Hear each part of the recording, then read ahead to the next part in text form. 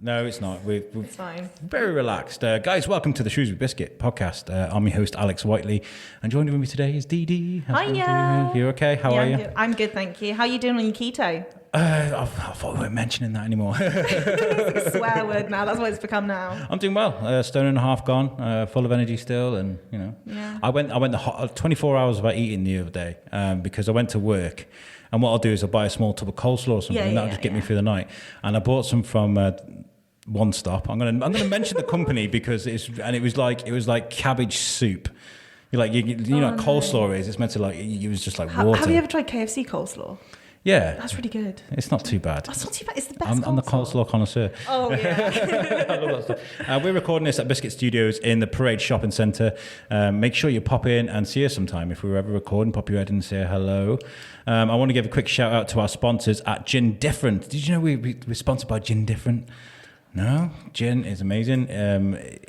Do you drink gin? I never asked. Do I look like I drink gin? I don't know, maybe. Yeah, I drink a lot of gin. You drink a lot of gin. And they've got a bar up in the market hall. So make sure you check them out. You can also get those bottles of gin you can't quite get at Asda and Tesco. Check them out on Instagram, check them out on Facebook, give them a follow, give them your support. I also found out that if you go there on, when they do the late nights on a Saturday, you have to get there really early because there's only standing room at gin. Yeah, so get in there quick. Yeah, you do. Get in there quick. And today we're bringing someone I've been dying to get you on the show for such a long time. And with all this Darwin Festival shenanigans that's going on, I saw she was taking part in the festival. I was like, yes, this is our opportunity to go on the show. And it's Jamila Walker. Thank you very much for joining us. Hello. Yeah. You said my name right as well. Well, yeah. I mean, I was quite nervous actually because it could have been Jamila. It could be anything, and I wouldn't have been offended. No, but Jamila, like tequila. And Jamila like tequila. That's a very good way of thinking. That's what I tell people, and then they generally remember it. Just pull this microphone closer to you because you've got a lot of echo. The whole arm. There you go. Perfect. I'm called Alex Whiteley, and if somebody's like for like the whole day, this is Mr. Whitley, this is Mr. It kind of annoys me, so I'm on the same page as you. So, yeah, and you're everywhere at the moment. I see you all over social media, on magazines, and how does that feel for you to be sort of have your art everywhere? It doesn't feel like that to me, to be honest, because as an artist, it's like. When even like really successful people, it's feast or famine. So sometimes you're not working for ages and you're like making your own work or you're plugging away. But it did feel like the end of last year, then I had a couple of covers. I had the lovely people of My Shrewsbury, and Katie's wonderful and really supportive too. Loads of other creatives. So I was on the cover there. And that was everywhere. Yeah, because that was part of the first Beatles festival. So that was, and then I did the cover for The Hive. And I was on something else as well. Forgot. You've done lots. But that cover will always mean a lot to us because that's right behind you. That's where we were featured for the first time in My Shrewsbury. Yes, I remember. Yeah, and I was like, oh, wow, look at this. Big pictures as well. I was like, when you look behind you, all you can see is just a picture of his face. He's had it over on the page so you can just look at himself. Yeah. Wow, of course. Well, we've got our posters everywhere around town. You've probably seen them. Yes. And I tried to include other people in that poster, but the only thing that annoys me about that is every single picture I'm kind of wearing the same shirt. I do continuity. On brand. On brand, yeah. That's my uniform. But hopefully. So where did you grow up then? Where are you from? Are you from Shrewsbury originally? I know. I'm from Wolverhampton. Oh, you're from. Although somebody today told me that my accent was very sing-songy and friendly, so I am learning to embrace my accent because I don't want anyone to slag off my town. So I am from Wolverhampton, but I moved here about 11 years ago because we wanted to live near our family and friends, but see some trees and stuff a little bit more. Yeah. Mm-hmm. So, we only plan to be here a year, still here. Yeah. So, there's something in the water, man. There is. And I live in Bellevue and I really like the view. I live in Bellevue too. Does your little one go... Don't put her on blast. No, that's right. Yes, she does. I'm pretty sure I saw you, but I didn't want to come to you and be like, "Hi, I'm the biscuit guy," Kind of. No, because I have terrible facial recognition. So I will, if out of context, I'll be like, "Yes, please come and say hi." I will do. And we're always late, so we never see many people. It's a bit like me. Like trying to get my little one ready for school in the morning is just a nightmare. Like, just put your shoes on, eat your breakfast, Yeah, it's a nightmare. They're being mindful. They're like living in the moment, enjoying what's going on. Like, that's a good way. That's what I'm going to say from now on. When I'm there, I'm living in the moment. If living in the moment is hovering a bowl of a spoon of like Cheerios whilst open mouth staring at YouTube on the TV. Yeah. Yeah, I had a weird moment outside the school. I wanted to bring this up. Okay, and it's all about sort of forgetting yourself, and it's quite common, I believe, to just forget that you're doing something wrong when actually you're doing something quite. I was walking towards the studio today, okay, and I walked past the school, and they were doing PE on the playground, and I saw my little one. My little one was doing PE, and I was just like open mouth smiling at these kids, and I was just like, I was watching him running up and down, and then I realised that probably looks a bit weird. Times have changed. Yeah, it's just a strange guy, middle-aged guy, sitting there in a hat, just staring at kids. Yeah. It was really nice. It was really, really, really good. So you came to Shrewsbury. How long have you been doing art then for? Has it been a lifelong thing for you? I did my fine art photography degree in Derby, and then I just had a few random odd jobs, like working in admin and stuff like that. And I worked with looked after children for a little bit, and then I was really lucky to get this amazing internship at Staffordshire Arts and Museums Service through museums, libraries and archives, and they were so great to me. Like some people, they had quite boring internships, and it was paid as well, which was even better. Oh wow! Yeah, no, it's cool. And so they gave me loads of really interesting things to do, and I designed education stuff, and I went into schools and I did lots of research, and then they let me have an exhibition. So I had one on Victorian, it sounds really boring, but I found it fascinating. Victorian morning wear. So it was a costume exhibition. And then I was like, why am I putting on other people's exhibitions? I should be doing this. Because I thought when I went to uni and we did professional practice and, I loved it and it was great being creative every day, I thought, I'll just leave and I'll just move to London and I'll get an agent and a manager and it'll all be really cool. And that's what a lot of people think, isn't it? Yeah. A working artist life isn't necessarily like that, so depending on what type of artist you want to be, and I didn't really want to do commercial work, so.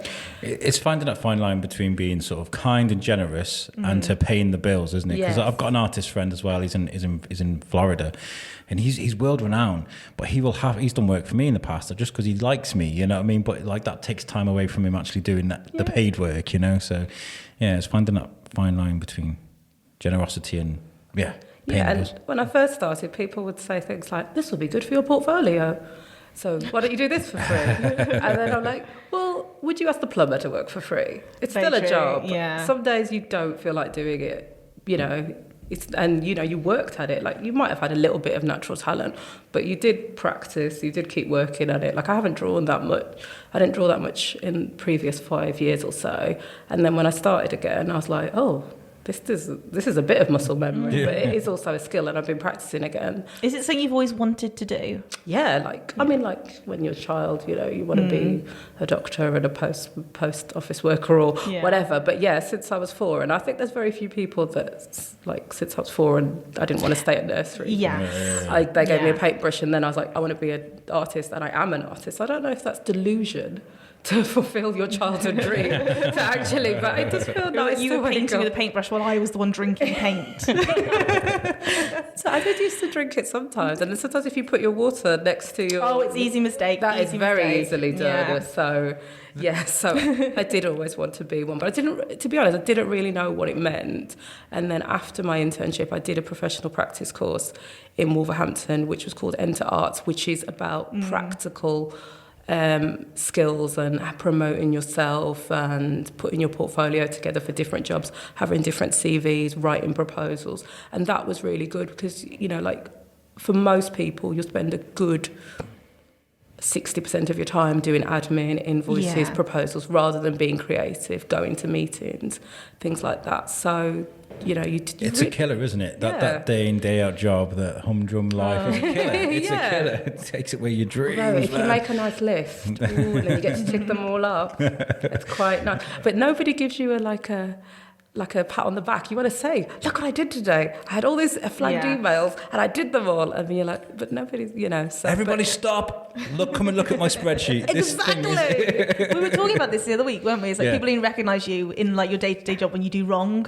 Yeah. But when you do right, you just go under the radar, don't you? It's a very weird one. That's very true. But is it the same in the art world? Is it like everybody sort of appreciates it, or is there pieces that getting the negative feedback and you've kind of take it on the chin? I don't know if I'm really an odd case or anything, but I found the art world so inclusive and positive and supportive.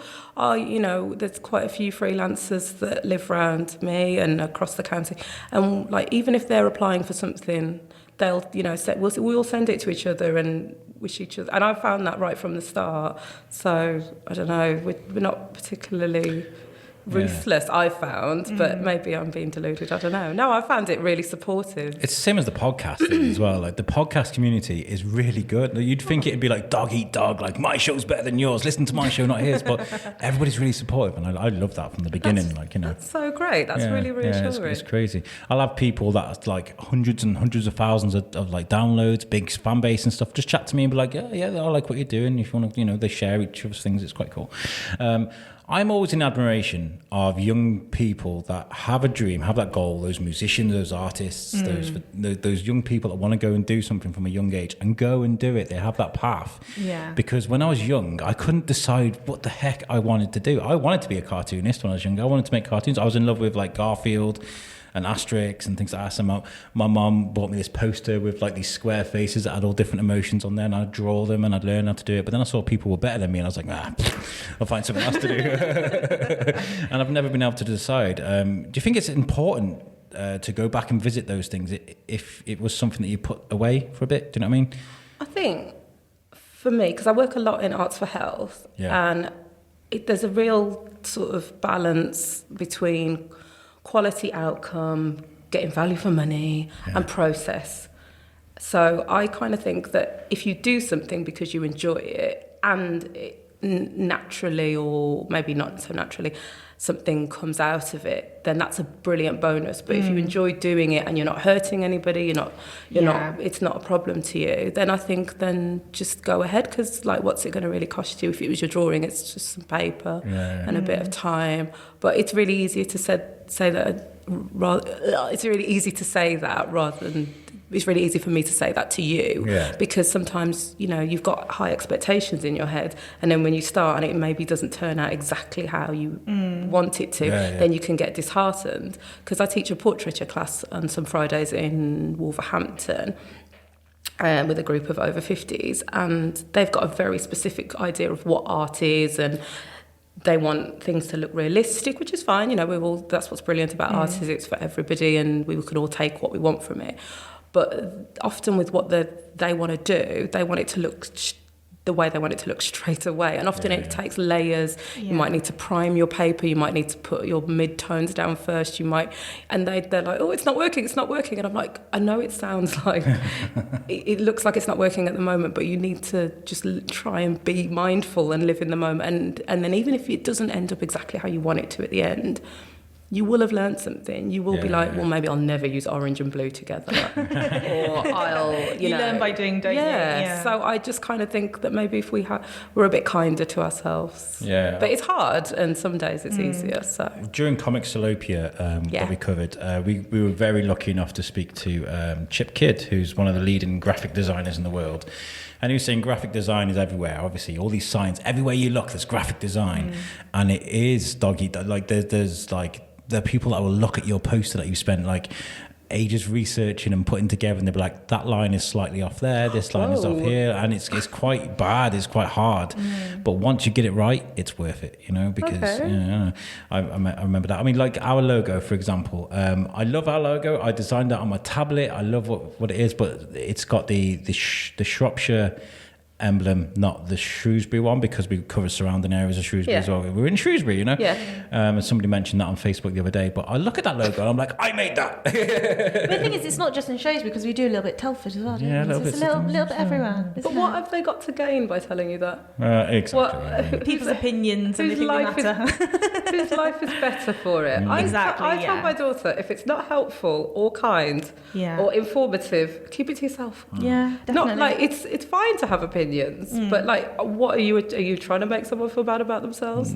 Because if you are, then carry on, say it anyway. Yeah. But you know, if you know, but people don't want to be called out on that. It's water off a duck's back for me. I mean, I've been doing this for a while. The negative comments come and they go, and you just kind and of. And that's why he's got no hair left. I couldn't cope with it. I'm too easily upset. Yeah. I feel like, why are you being mean to me? I don't like it. Oh, your artwork though is it includes everything. There's the bits of wildlife. There's obviously the Beatles thing. There's things that you find on your path. Sort of what inspires you? I am a Jill of all trades, definitely. Yeah. I like to cherry pick. I think what's brilliant, I think there's very few artists that have one thing and just do that one thing all the time.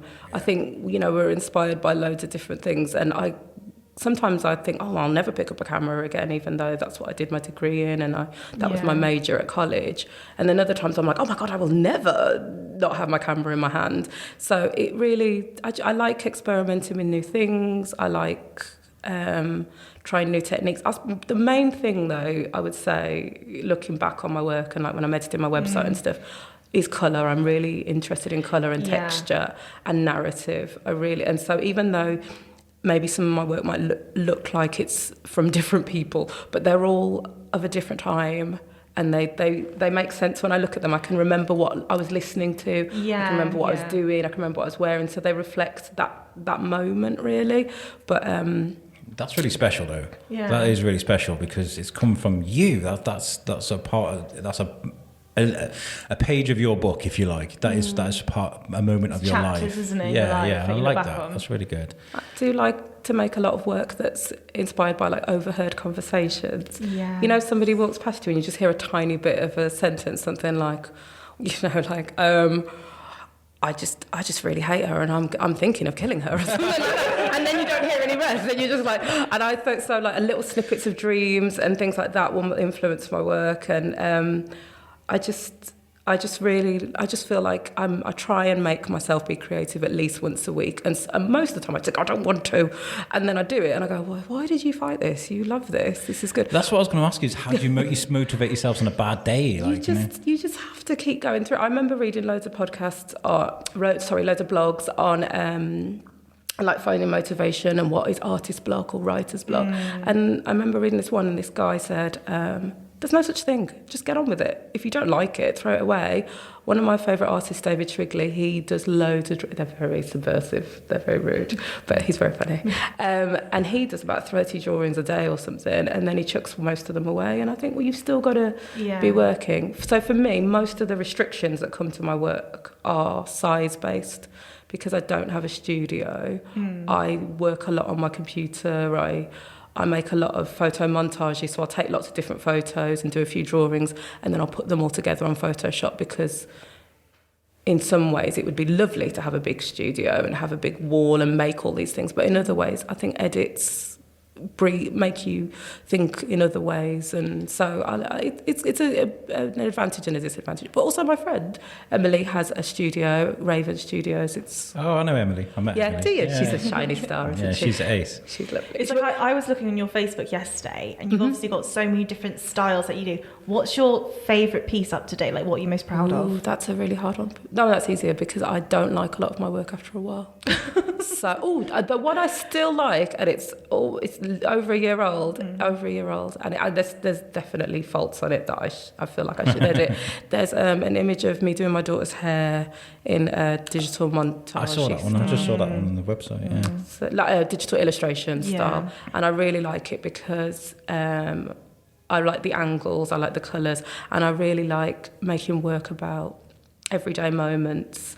And I think like there's loads of people that have done amazing portraits, landscapes of like Snowdonia, and I think that all those moments have already been depicted in beautiful, amazing, interesting ways. And I think that, like, you know, I've got loads of family photos, because I'm sure you harass your child as well, you know, like taking their picture all the time. But I think the photos that I like the best are when we're doing normal stuff like eating breakfast. Or I think you're 100% right, because you can see all these sceneries and you say, oh, they're all beautiful. But sometimes the little things, isn't it, that really stand out. It's relatable, isn't it? It's relatable. 100% relatable, yeah. Yeah, I really like like dolls' houses and domesticity. And you know when in the winter when people leave their curtains open and the lights on. Yeah. I love looking in people's houses. And it's all like glowy and the light is really cosy and you can just see people in those really quiet moments and I can hear myself. It sounds creepy. But I think that's really lovely. I think a lot of people are like that because I know when we leave the curtains open and we're sitting down in the evening, we put the TV on, you see all the dog walkers go past,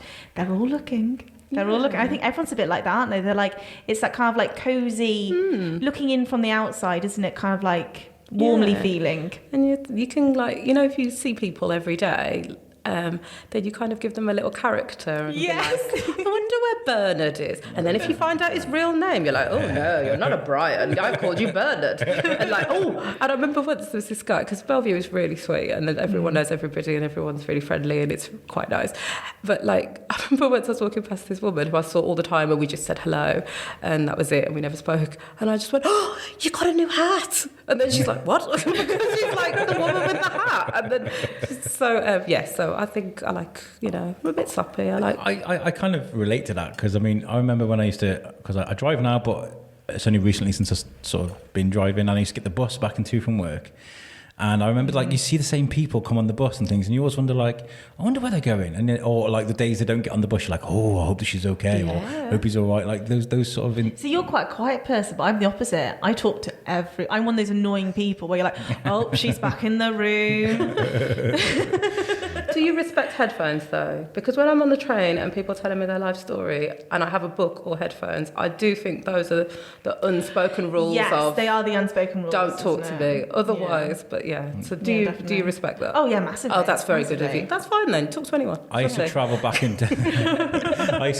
into from Telford to Wrexham to go and see my kids, and I used to be the best at getting away with paying for a train ticket. Sorry, but what I used to do is like I'd get my book out because I used to be an avid reader anyway, not so much anymore. But I'd put my headphones in, put an old train ticket face down, have my headphones up and in my book. So the guy's like, oh, he's got a ticket, he's busy reading. Ooh, you know, that's clever. You know, I got friends that listen to this at the guards on trains. I'm just telling you right now.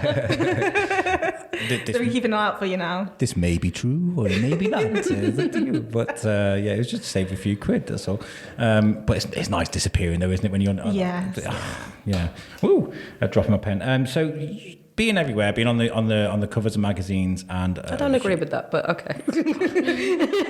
I think I don't know if it's because I've been following your work for a while, especially since we've been doing the biscuit, and if I see your work, I'll know it's you, so I recognise it. You know. Oh, thank you. What's out of your I'm looking at your bibliography now. What's your sort of like your favourite moments, the favourite bit? If you could pick a few that are your favourites, because I'm looking now, you've got some amazing things. Stop the flattery. I really, really enjoyed working on a creative practice. No, it wasn't. It was called creative development project with Creative Health CIC, which was I realised was 2 years ago, maybe a bit longer now, and it was for like mid-career and early career artists. And we did we ran workshops and residencies for migrants and refugees in Wolverhampton and people with dementia in Stafford. And it was also like a peer mentoring and mentoring with the people that work there. And it was just really amazing because like as an artist you can get a bit lonely. I mean, I'm often lucky enough to collaborate with others like Emily. Me and Emily are in a arts collective called Elixir Arts, and we do Arts for Health projects together and apply for stuff. But so it was a really good opportunity to have like a good couple of months working with lots of different artists with lots of different backgrounds, like a performance artist and a printmaker and stuff like that. But we were like being challenged all the time. Like we had tasks to do and reports to write about our practice, why we're making decisions. Because I think when you first leave uni, there's lots of, and rightly so, lots of funding, lots of opportunities for recent graduates. But like after you've gone on a while, like people expect you to be doing whatever successful is to you. And so it was a really good opportunity to force myself to make new work with new people, travel around. And then because those two client groups had such challenging issues, then there was a lot of flexibility and it was like honing skills because you can get a bit complacent. Not that because you don't really have, what are they called if you have a regular job, like a supervision. You don't get supervisions. Yeah. So it was good to have someone to bounce off ideas and go, oh, I've got a bit stagnant in that area. Maybe I should start doing this kind. Like I've started blogging like big projects now because it's really helpful, isn't it? Yeah, it's so helpful because you don't realise that the small things that you might have done, like I don't know, I worked on one project where it was Arts for Health project, and this woman, it was only a couple of weeks, and then I bumped into her in the street, and then she said that she bought loads of art equipment from the works, and on Sundays or maybe Fridays, her and her family do art together, and they pick a different artist to work from. And then they've been doing this. So this project that, somebody, the lottery or the Arts Council had given money to, was far-reaching because maybe like her kids might do that with their kids, and then they won't need to necessarily go to the doctors and get antidepressants or whatever because they're doing positive well-being stuff for themselves. Yeah. And we wouldn't have known that if I hadn't bumped into her in the street. Yeah. So sometimes it's a way of like collating that information at the time, and so I'm better at doing that sort of thing. And it's nice when you meet someone that's a bit of a stress head, got so much going on, or a troubled soul or something. I mean, a few times in my life, I've met people. That sounds really bad, doesn't it?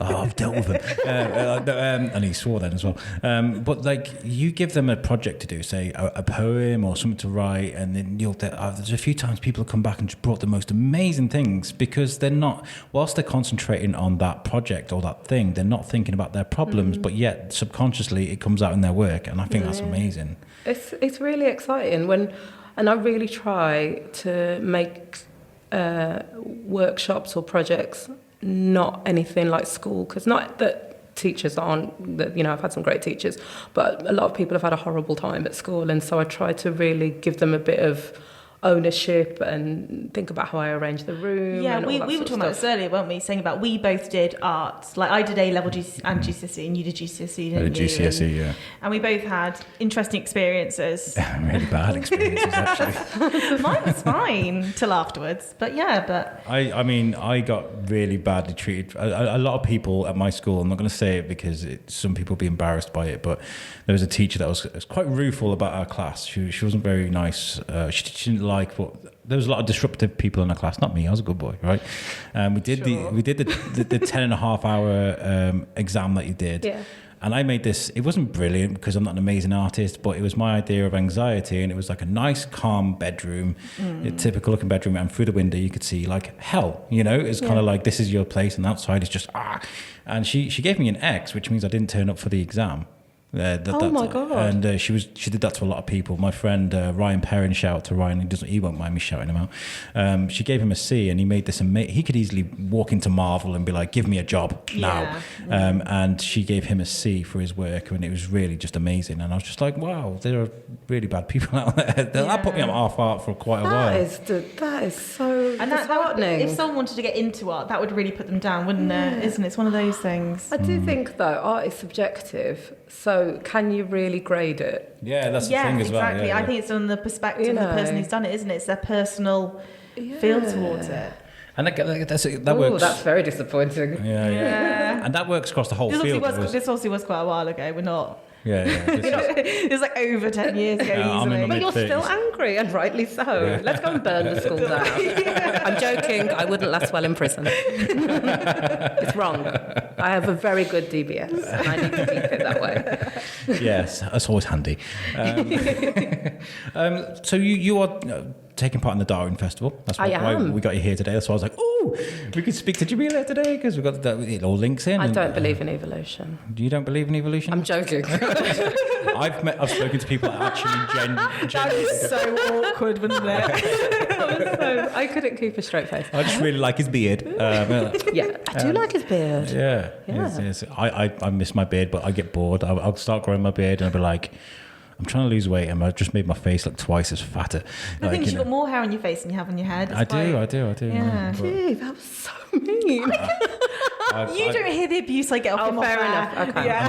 I'm kind of follically challenged. It's fine. Follically challenged. I'm follically challenged. As well, Yeah. It's your trademark piece, is what it is. It's because my brain runs so hot. That's what happens. I've never heard that. Yeah, That's it very singes good. it away.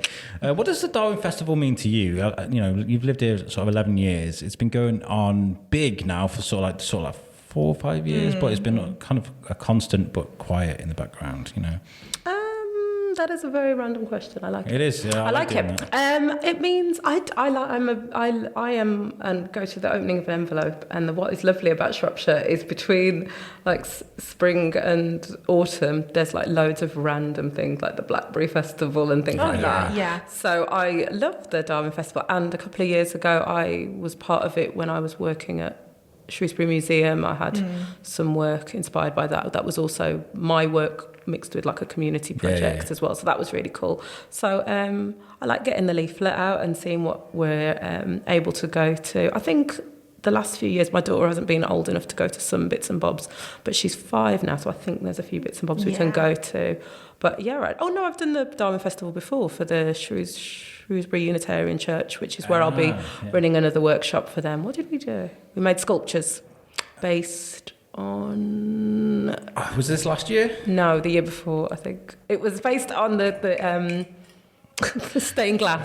Yes, they were sculptures. And, based on, and you know what we used? We used plastic straws. We use plastic straws. Oh, shame on you. I know. Shame on you. But people hopefully will use them forever. They're not going to throw them away, Yes, hopefully. yeah. That's what I was going to say. I forgot about that. Oh, I'm a terrible person. If anything, you're recycling the ones that people shouldn't be using and putting them to good use rather than getting used and put in the bin. No, I bought them, and I think I bought them from Amazon as well. Oh, dear. Oh, God. That's sickening. Anyhow, yes. So this year, I'll be back at Shrewsbury Unitarian Church.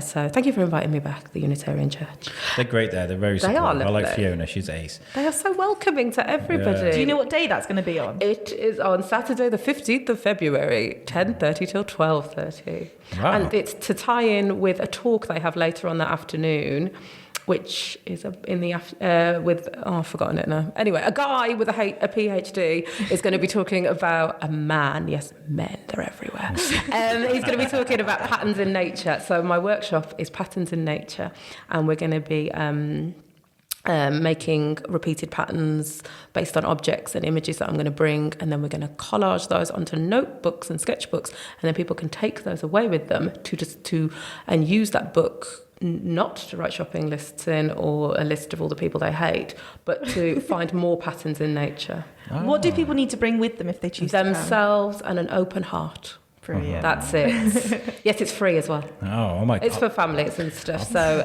if you do not like children, then you are intolerant and you probably shouldn't come. No, it'd be really great. It'll be really nice. The only thing is probably be upstairs, so it's not wheelchair accessible. So we've just picked up. I think we're going to be covering the live lambing at Park Hall on the 15th. But there's 4 of us in the team, so I think we can get someone there. That'd be great to get Is some it kind of pictures. sad that I really want to go? that is so fun. Yeah. That's what I said. He gave me a weird look the first time he said it. Yeah. I was like, lambing live. Get in there. It's gooey, icky stuff, though, isn't it? You know, it's like. But have you ever seen it before? No. Have you ever been, No, It's the thing you've that's why I got wanna to do. go. It's a life Beautiful. experience. I mean, it stinks though. Yeah, and when sometimes it goes wrong, it's not the best. But the ones that go good, it's worth it. Yeah. Avert your eyes, people. Yeah, but so we got 2 events on that day. That'd be great, though. I'd love to do that. I'll come and see you. Yeah, That'd come. be good. Yeah. Yeah, it'd be really, really good. When you take part in events like this, I have this like, okay, for example, when I first moved here, I was like, yeah, I'll come do some acting at the prison. It'd be great. And then I remember turning up to a room full of people and just absolutely panicking, thinking, what the hell am I doing here? It's like when you take part in an event, I mean, your artwork is going to be a forefront center of that thing. Do you have that little moment of panic, or is there a drive to get it done? I do actually, and I remember the first time I ever did workshops was at a pupil referral unit in Wolverhampton, and I was talking to this music teacher, and she said, "Oh my God, I feel sick before every time I do anything like that." And I was thinking, if that's how because I really was really nervous, and I'd over prepped and everything. And then I thought, if I'm going to feel like this, how I feel now, I'm not doing this for the rest of my life. This would be awful. But I sometimes get like a really like horrible stabbing pain, maybe a minute before I start. Yeah. But I only feel upset or worried about it if I haven't prepped, or if I've like someone else is getting the materials and I've said, oh, can you get this kind of paint or whatever, and they've got a different one. Then I'm like, how am I going to use this? Is this going to work? Blah, blah, blah. So I suppose... I think if I was feeling like I was blagging somebody, I'd feel a bit sick about it, or I'd never worked there before, or I'd had no contact. But generally, I work with really nice, reassuring people. It's a horrible feeling, but I kind of like it. It's weird. Oh, no, it's horrible. I like that adrenaline. Once you get over it, there's that sense of achievement. I mean, like, the job that I'm doing now... I was chatting to one of my colleagues over there. I've been doing it for about 5 years. And I remember my interview. You know, you stand up, you have that group sort of interview thing. And I went in a salmon pink shirt, and I'd spilt coffee all down it on my way. Oh, wow. Like, we got a coffee from McDonald's and the lid popped off and just went everywhere. And I was like, oh, great. So I had to stand up, and I was panicking. And then I had this moment of just clarity. And this is what happens when I get in front of a microphone. And I stood up and I was like, yeah, I'm Alex. And yes, I'm wearing a pink shirt with coffee stains right down the middle, because this is life, right? And like, it's that getting over that panic, that kind of is kind of nice, because then you're like, oh, you sit down and you're like, I did it. But you were sincere, and everyone can relate to that. I'm always very honest with everything I do. With the I mean, I've written down the word innovation here, because of the last 3 shows, all I've gone is, Shrewsbury's so innovative. There's innovation everywhere. Innovation. I was like, I'm not saying it. I said to him, one day he's going to bring out a book and it's going to be called Innovation, isn't it? One of those like self-help books where like people like march around on a stage, like healing If he people. brings out a self-help book, I'm sorry, but I'm not buying it. Innovation. I would buy it. Oh, thank you. Innovation by a thesaurus. I see that you've got like a commissions bit on your website. Do you take commissions a lot? I do, and any time I think I'm going to make this type of work, and then people will commission me based on this type of work. No one ever does. So I'll if I make something that I'm like, oh yeah, I like this, and then I never think about it again, and then somebody will commission me to do that. So I found it difficult and to know what people want, but then in another way, I don't mind, because I kind of like doing my own thing. And when you commission, you have to compromise a bit and be like, I remember one of my first ever commissions, I designed some bags, bags for it was an eco bag company, and it was based on those women that worked during the Second World War, like land girls. Oh, Jesus Christ, land girls. And so I was really happy with it. And most of the time, it was like all emails exchanges. And then she said, "Oh, can you change this bit? Can you change that bit?" And I was like, "Yeah, that's fine, no problem." So I did all that. And then she was like, "You've changed the purple." And I was like, "Oh, I really haven't." And then she was like, "Can you put it back to the original purple?" And I was like, "I swear you, I haven't done those things." And I was like. And then by the end, we were both happy with what we'd made. But sometimes you just have to make work that you think, oh, God, that is awful. And I will not be showing that to anybody. I can relate to you, because obviously we were talking before about my cakes. Yes. And my favourite thing to do is like when you have a dirty ice cake, you know, the big ones, and they look very rustic. And I think they're really, really glamorous. Mm-hmm. And then suddenly I'll get an order through of one covered in fondant with colourful balloons all over it. And I'm like, but it's what people want, isn't it? Yeah. It's one of those things. So I understand where you're coming from there, when you're like... And you might learn something from that experience, and it might go on to something else. Yeah. And it's not that it's not that I don't want to do commissions, because it's another form of collaboration, and you don't want to become like an echo chamber and everything's just the same and you get stagnant. So I do welcome it, but I like having a variety. I like doing fine artwork. I like doing a little bit of commission. I like doing community work. I love working with museums and art galleries. So I like having lots of different things to inform my work. Have you found working with museums and art galleries has helped get your work out there, or? I wouldn't say especially so, to be honest, but I really like responding to the collection. And when you work in a museum and art gallery, they let you go and see the stores and things. Yeah. And because there's some things that can't be out for whatever reason, and that's really exciting. And I do find that quite fun. Picking up on the commissions thing, and like people saying, actually, can we do it a little bit different? Like that's a really awkward thing for you, but it's I found like, so for a bit, shout out to Eric Fluger again. Okay, I'm just shouting him out. He's like, we call him our pod father because he's like a dad to us all, right? He's amazing, right? And he did something for me for Thor's Kin, my other show. Thor's Kin. I always have to explain myself. And he had me, Shane, and my co-host Tom dragging along our Thor's Kin hammer, and it was black and white, and for ages I was kind of like, I really need some colour, and I didn't want to ask him because I didn't want to say to him like, I love your work, Eric, you did it for free, but can we have some colour? And I had to explain to him, like, because he's autistic as well, you know, it's kind of hard for, I just imagined him like getting this message off me and going, the ungrateful swine, you know? Like, No, I don't think he would, because you want the person to be happy. Yeah. And also you might not have thought of that. Yeah. And sometimes people don't know what they want until they're given some, because they might give you a really broad,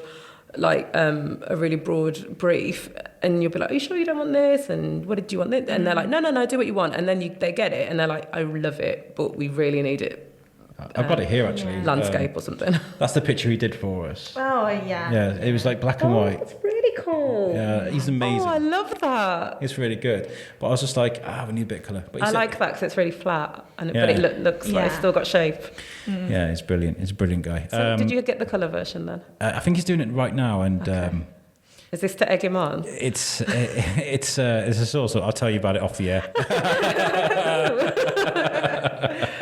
What comes after the Darwin Festival for you then? Is there anything coming up that you'd like to tell people about? Me and Emily have just got a project with Meadow Arts. We're both Meadow Arts artists, so there's like just, rather than them tendering all their work out, they do sort of lots of community work, and they work with loads of amazing artists. They just had stuff with Yinka Shinabari, and I did a workshop for them as well, which was really cool. I didn't get to meet him though, but I want to. So they've got like maybe it's about 10 of us. So then if there's a project like with a school or a gallery or cathedral or something, they will give the commission to Meadow Arts, and then we'll all write a proposal if you want it. Yeah. And then we get it. So we've had one recently, and it's part of the Witty Photographers project that's been happening in Craven Arms, where all these really amazing young people have been given disposable cameras, and they've been taking loads of photos with Grain and the Hive. So they want some sort of follow-up workshops at Craven Arms, Shropshire Discovery Centre. So we collaborated on our proposal, and she's going to do 2 days and I'm going to do 2 days, and we're going to make this sort of like well-being kit, but it's going to be like a diorama in a box. Yeah. And but it's not going to be photography because they've already done a bit of photography, but I have a photography basis, so I've used my theme is drawing with light, because photography is drawing with light, and so it's really good. So we've got sort of like two for the price of one, really. So that's what we're doing next. That's nice. What do you prefer more? Do you prefer the art or the photography? Well, I would say that you can do both. Yeah. I would say there's different types of photography, like there's documentary photography or like wedding photography or commercial photography, but then there's also like narrative work, which is fine art through photography. Yeah. So like often I don't feel like a real photographer because I don't have a fleece, and I don't take photos at the golden hour and stuff. So when I was at uni, if you didn't know anything, if you wanted to do, you had an idea for something, like you would go and ask a technician and they would help you do it. So you learnt skills as you went along. But if you said to me, what camera should I buy? I'll say, what kind of photos do you want to take? And I can give you advice, but I don't know that much. I don't really, it doesn't really interest me, the like technicalness of photography. Yeah, but I do know stuff. I just don't care that much. Some photography has got a lot to do with just you as a person, hasn't it? Would you agree with the fact respect to everybody that does photography courses. I've got a lot of friends that are photographers, but would you agree that you could just pick up a camera and go and just do it, or do you need that kind of education behind you? If you have it on auto, yeah, definitely. Put it on auto. Yeah, you can take some great photos on auto, but if you want to put it on manual, you might need to know the basics. And there's a Shrewsbury photo club, and they do stuff at night, and they have they've been in the magazine, haven't they? Yeah. They're amazing. Yeah. So that's why I wouldn't ever disparage real photographers by saying I was one of them. I'm an artist that happens to use a camera, but I I don't know, it really depends on what mood I'm in. I'm very fickle and I like to mix it up, and I'd feel a bit hemmed in if I could only do one type of art and stuff. I'm really angry with watercolour at the moment because it's a lot of weighting and layers, so I keep making myself do it because I'm slightly getting better and better. And at my art therapy group with my Alzheimer's group, we all hate watercolour, and I keep saying we're doing watercolour again, everyone, and we're like, oh, but we're all getting better at it. So I like that you're challenging yourself. Yeah, that's good. That's really good. Don't want to get bored. I like variety. I think variety really helps because you have people that follow you for different reasons, isn't it? Yeah, I hope so. Yeah. It's like I'm bringing up again Charlie Adlard. He does a lot of life arts classes at the Hive, and I love that. This guy's world-renowned artist, and yet he still does art classes every week. The life drawings, and I love that. It's brilliant. He's a patron as well. Yeah, he is. Yeah. I'd love to try that though. Not necessarily just to see the naked lady in front of me, okay? But just sometimes it's a man. Yeah, well, whatever. I mean, I would love to. Knowing his luck, it'll be a man. Well, I'm going there for the art, guys. I'm going there for the art. But I would like to try new things with art because there was that budding little artist inside me when I was younger. And like with designing the posters and things I do for this podcast, the logo that I'm so proud of, I know that there's that thing still inside me, and I'd love to explore that one day. So you should do it. There's also, if you wanted to start off with a non-threatening life drawing class, there are lots of classes that happen in pubs and stuff where everyone just sort of shoves in £1 and then they have a model and they don't have a teacher, they don't have a tutor or anything, and they don't have a brief, and they just sort of, and I know a few people that have been to those that ease them in.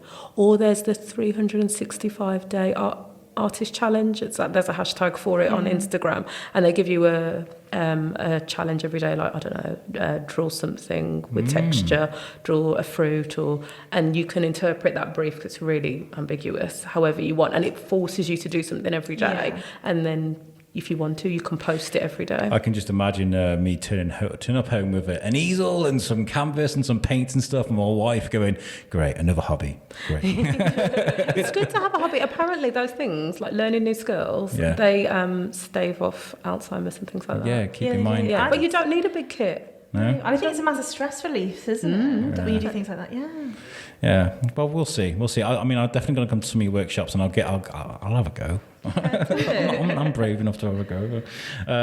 What I was going to ask is something I've forgotten. It's gone out of my head. You'd be surprised how many times this happens on a podcast. What does Shrewsbury mean to you? That's a good question. I ask it everybody. I love that question.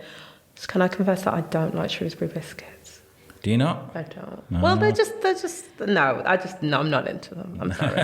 But I just felt like I had to confess it. It's been playing on my mind since you asked me to come. They are a bit dry, I will put out there. They are a bit dry, yeah. Thank you so much. You heard it there, guys. Shrewsbury biscuits, dry. But what is... we all like different things. Yeah. It means... it's really weird. It's like it's home now, and I never thought it would be. I thought it was somewhere I was passing through, and it's near Birmingham, and it's near Manchester, and it's near the beach, and so I don't feel too hemmed in, and there's loads of great places to walk, and I really like where I live, and we feel really part of a community. There's a good mixture of like urban and rural in Shrewsbury. A nice mix, I think. Yeah, it feels like the London of Shropshire because we have a theatre, and definitely. 2 cinemas. Yeah. So I would say I do miss good public transport, not living in a city, and I do miss being able to go for a meal at 12 o'clock at night. This podcast and criticising public transport, It's terrible. But I like that there's lots of hills because you can get loads of views. Very scenic, isn't it? I think it's really good. I think we're really lucky to have that. So from an artist perspective, it's kind of, creative. Yeah. And it's got there's always live music to go and see. Yeah. There's always someone starting a group. I mean, today I went with my friend to a running and yoga thing in the quarry, which was free, which was so kind. And then there was like 4 other groups sort of, and everyone was like waving at each other, and it was just like there's always something going on. And innovative, I will definitely agree with you, because there's always a new shop popping up. There's always a lot of independent stores as well, isn't there? Yeah, and it's lovely. And like Rocks Digital lady Jen. Jenny's good, yeah. Those kind of things she are always happening, and that bringing people together. And there's lots of really nice parenting groups. And there's this one thing on Facebook where a couple of people I've seen have gone, oh, I'm really having a hard time. Does anyone want to meet me for a coffee?